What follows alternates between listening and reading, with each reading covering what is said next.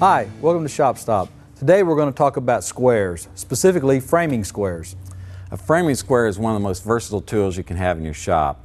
If you've got a framing square with all these tables on it, you probably ought to look those up and see what they are. You can find that information out on the web, or there are books. I think Stanley has a book out on their squares. But probably one table that we can tell you about that's kind of interesting is right along this area here. And what these are is they've got a 24 by 24, and then right beside it they got a 3394.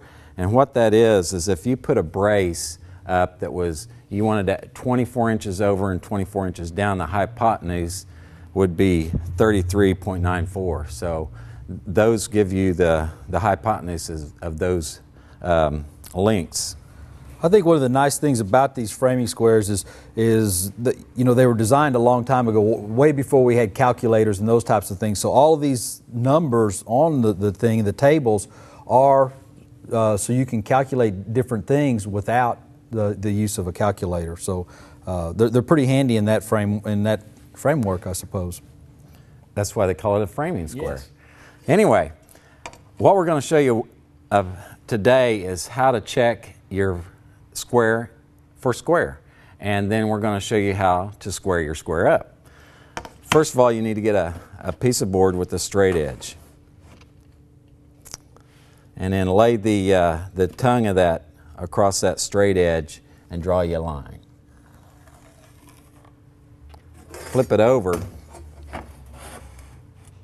and lay it up against there, and if there's a difference, which this one shows a difference between this end and that end, it's wider at this end than it is at this end. This means that the square is actually opened up a little bit.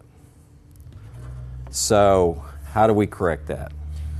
Well, the way you want to start to correct it is you're going to need a center punch and a little ball peen hammer, and you'll want to try to force the thing back together a little bit. Or if it's the other direction, then you'll want to try to open it up a little bit, and you want to do that by actually stretching the metal.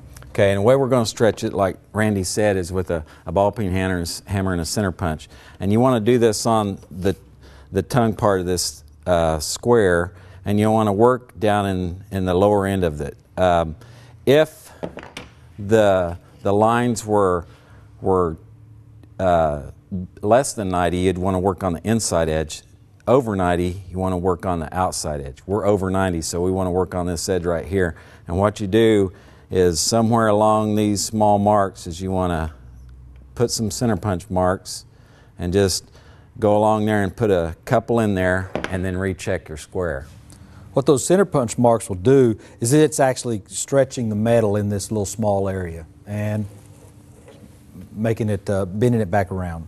So then you recheck it and then keep doing this until you get it correct. Now if it's way out of square, toss the thing and go buy another one, because you'll never get it back right. You'll have a warped square.